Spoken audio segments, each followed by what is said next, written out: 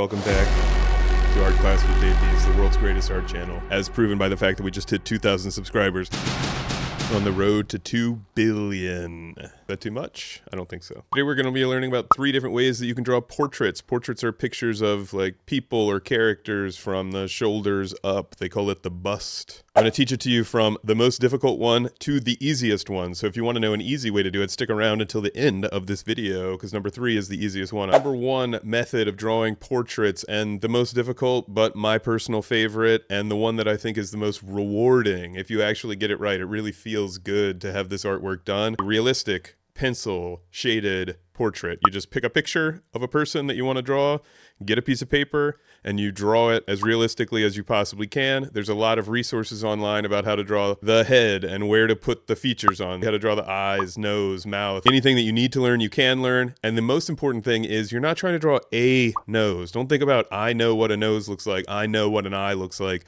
You're trying to draw the exact one in that exact picture that you're going off of, or if you happen to be looking in a mirror, you're trying to draw the exact eye that you're looking at right there, and the shapes that it makes and the shadows and the highlights. You are not trying to draw an eye, like a cartoon cutout eye thing. It's a big problem in middle school. Let's not get into it. You're going to do a good job. You're going to wind up having to erase a lot. You're going to wind up having to ask people for help. And most importantly, you have to draw light until you get it right so that you can erase as many times as you need to. The second most easy kind of portrait is cartoon style portraits.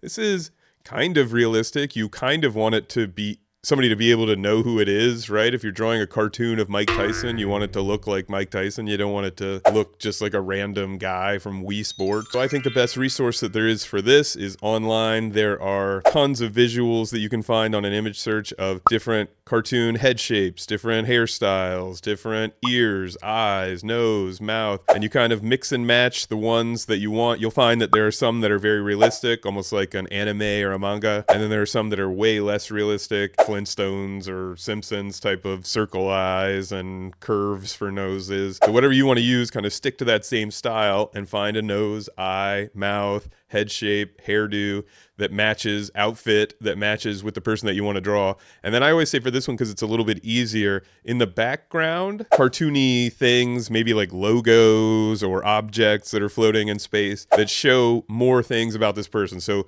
let's say you did do Mike Tyson, right? I might have boxing gloves floating behind him. What else could there be? An ear with a butt. You get it. There's stuff you can do. Once you finish that with the background and all the colors look good and the textures look good and it kind of looks like the person that you want it to look like, then you've done a great job on that project. Now the third easiest, but still not easy, way to do a portrait in the style of Pablo Picasso, it's called cubism.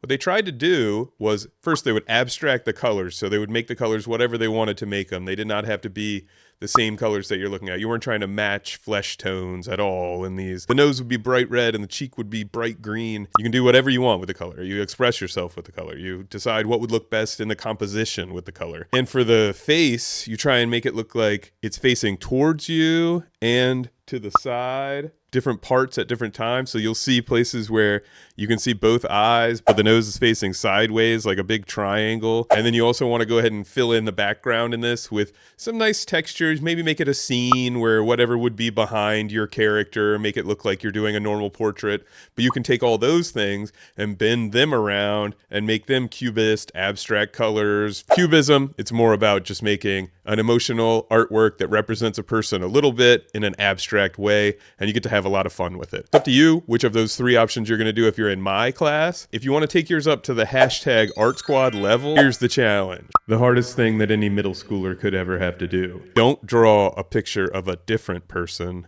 Whichever style you choose, do a self-portrait of yourself. Also, thank you everybody for 2,000 subscribers. If you like this video, like it, and subscribe if you want to.